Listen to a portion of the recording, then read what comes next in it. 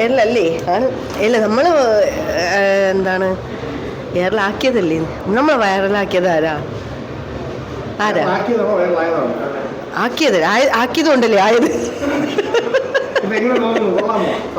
സംഭവം കൊള്ളാം. ആദ്യത്തെ ഒരു ചെറിയൊരു വിഷമേ ഉള്ളൂ, അത് കഴിഞ്ഞപ്പോൾ കൊള്ളാം, നല്ലതാ. അതെ, സന്തോഷം മാത്രം. ഇപ്പം എല്ലാവരും അറിഞ്ഞല്ലോ ഇങ്ങനെ ഒരു ആർട്ടിസ്റ്റ് ഉണ്ടെന്ന്.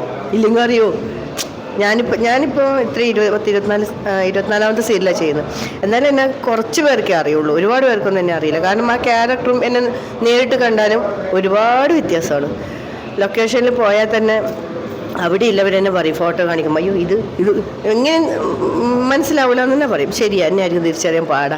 പക്ഷെ ഇപ്പം ഇങ്ങനെ ഒരു ആർട്ടിസ്റ്റ് ഉണ്ടെന്ന് അറിഞ്ഞില്ലേ.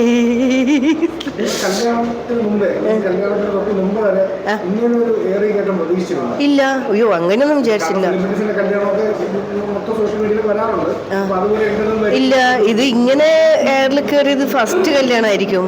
ഇതുവരെ ആരും അതെന്തുകൊണ്ടാന്ന് വെച്ചാൽ ക്രെഡിറ്റ് ഏട്ടന് കൊടുക്കാം. ആ താടി അല്ലേ അല്ലേ, താടിയിലുണ്ടല്ലേ. ഓ ഇല്ല, ഏട്ടന് അങ്ങനെ 1-2 ആൾക്കാരോട് പറഞ്ഞിട്ടുണ്ടായിരുന്നു. പക്ഷെ എല്ലാവരും എത്തിയതുകൊണ്ട് സന്തോഷം. നല്ല സപ്പോർട്ടാ. എങ്ങനെ കമന്റ്സ് ഒഴിച്ച് ബാക്കി എല്ലാവരും നല്ലതല്ലേ, നല്ലത് മാത്രമേ പറയുള്ളൂ. അതിൽ കുറച്ച് ആൾക്കാർ എന്തോ അവർക്ക് വിഷമം കൊണ്ടായിരിക്കും, സങ്കടം കൊണ്ട് ഉണ്ടാവില്ല ഇങ്ങനെയൊക്കെ പറ്റാത്തതും, അങ്ങനെയൊക്കെ സങ്കടം ഉണ്ടാവില്ല, ചെറിയ നഷ്ടബോധങ്ങളും. എല്ലാം അയ്യോ ഞാനങ്ങനെ നോക്കൂല. ഇഞ്ചോടെ ആദ്യം ഇല്ലതാ ഇപ്പം തന്നെ കണ്ടില്ലേ, വീർത്ത് വരുവാണ് കടല പറഞ്ഞ പോലെ, വെള്ളത്തിലിട്ട് കുതിർന്ന പോലെ. കുറച്ച് അത് ഞാൻ 1-2 നോക്കും. നല്ലതാണെങ്കിൽ അവിടെ വെച്ച് സ്റ്റോപ്പ് ചെയ്യും.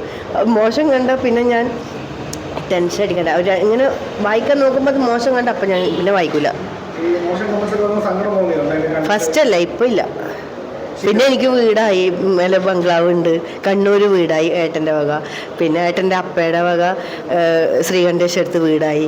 അതിന് സന്തോഷമുണ്ട്.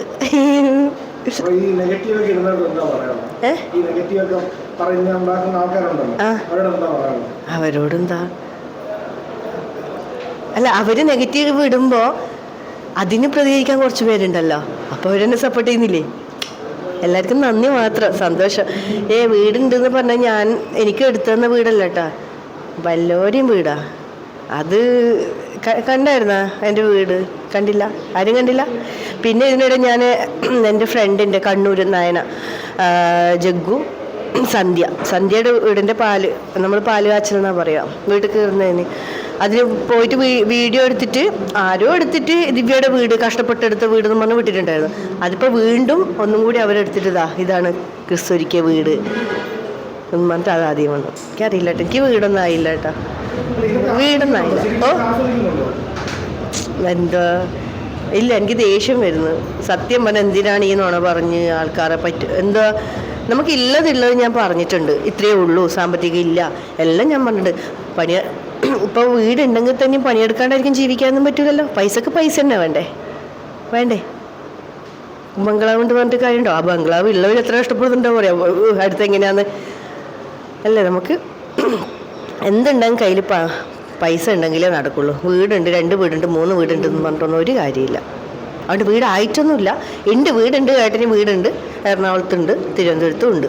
പക്ഷെ ക്രിസ് എനിക്ക് സമ്മാനിച്ച വീട് എടുക്കണത്രേ, എടുത്തിട്ടില്ല. അത് പതുക്കെ എടുക്കും.